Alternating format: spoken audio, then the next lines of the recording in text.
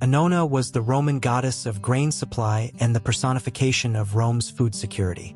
She played a crucial role in Roman society, ensuring that the city's vast population had access to the most fundamental necessity, grain. Unlike many deities associated with war, love, or the elements, Annona represented a practical and deeply important aspect of daily life: the ability to feed the people and maintain stability in the empire. Her worship was closely tied to the grain dole, or cura annonae, a system through which the Roman government distributed grain to its citizens, particularly in the city of Rome. This program was vital, as Rome's enormous population relied on grain shipments from provinces like Egypt and North Africa. Without this steady supply, unrest and even riots could break out, threatening the empire's stability. The emperors understood this well, and Annona became a divine symbol of their ability to provide for the people. Annona was often depicted in art holding ears of wheat or a cornucopia, representing abundance and prosperity.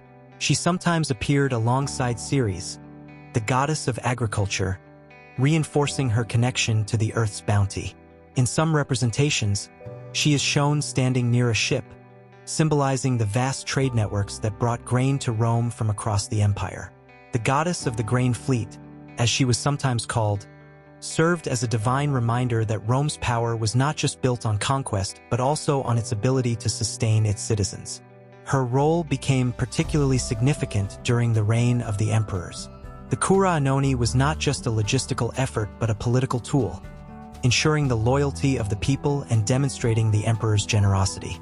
Emperors such as Augustus, Trajan, and Hadrian emphasized their connection to Annona, using her image on coins to reinforce their role as providers.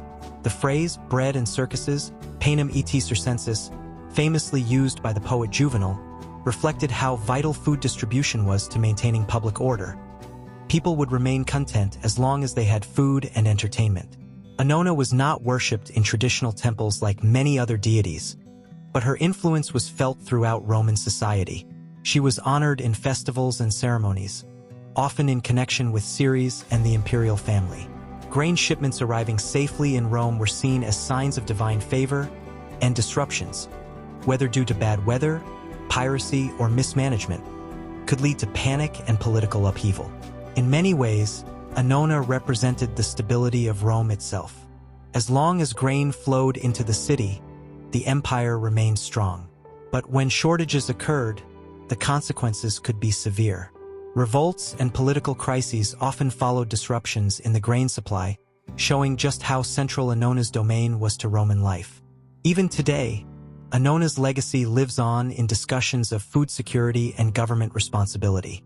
Her role in ancient Rome reminds us that civilizations thrive not just through military might but through their ability to provide for their people. She was not just a goddess of grain. She was a goddess of survival, prosperity, and the power that comes from ensuring no one goes hungry.